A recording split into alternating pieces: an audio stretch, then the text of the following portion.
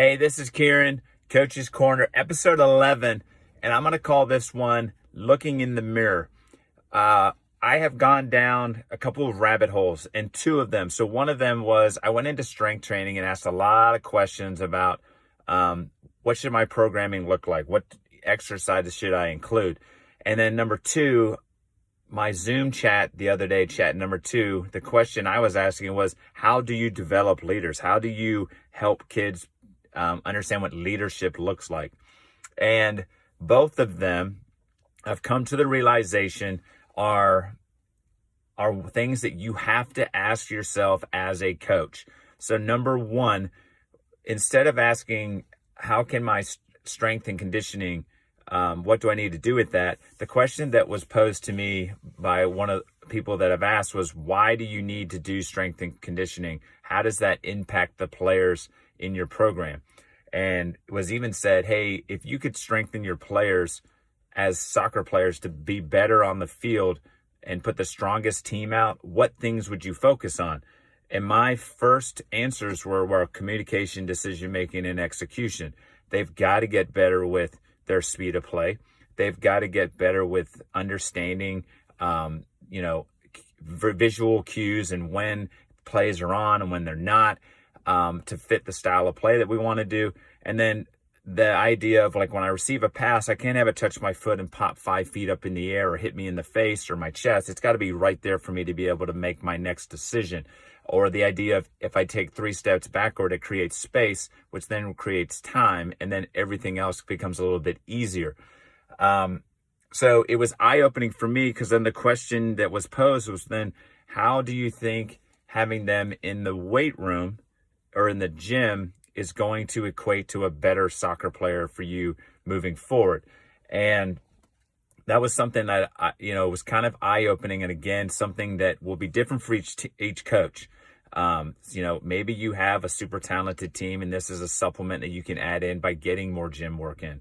Does that mean you don't do gym work? I don't think that's not what it means. I think you've got to mix and match and put your apples in the basket that you think you're going to get the most out of.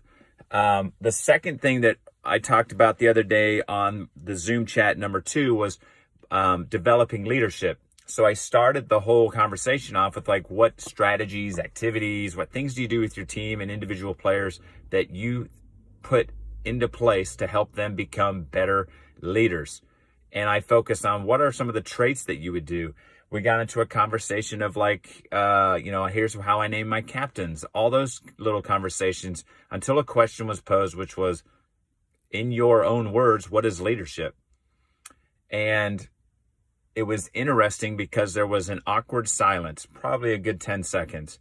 And if you've ever been in those moments, that, for me, means that the question is spot on, because it's not a question that you can just randomly fire back and say, oh, it's this, and this. It's different for each person. It's each coach and program, depending on where you're at, as to what leadership will be. The other thing that was brought up was this misnomer that just because you have a captain's armband, you're automatically the leaders on the team. We all have players who don't start, who don't have as many minutes, but are so valuable for the team. Their relationship building, they are empathetic to their teammates. They're encouraging. They're always just in the mix and positive. And they're not necessarily the best players in your mix. So for me, the question that I have to ask myself about leadership is, what does that look like for me in my program?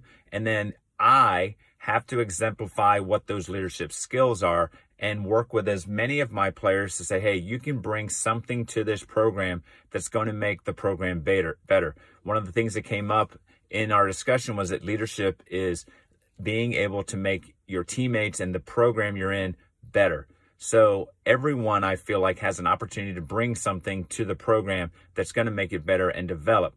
Some of us have more attributes that maybe bring more things to it. But again, at the end of the day, it comes down to my vision as the head coach, my behaviors, my role modeling, my values, all those types of things that I do consistently that will then bleed into my entire program. So my 2 takeaways for today is, one, when it comes to strength and training and to leadership and whatever it is that you might be looking into, ask yourself, how and what is this that I'm looking at, and how's it going to positively impact my program and my coaching? Hey, this is Kieran, Coach's Corner, number 11. I'm out.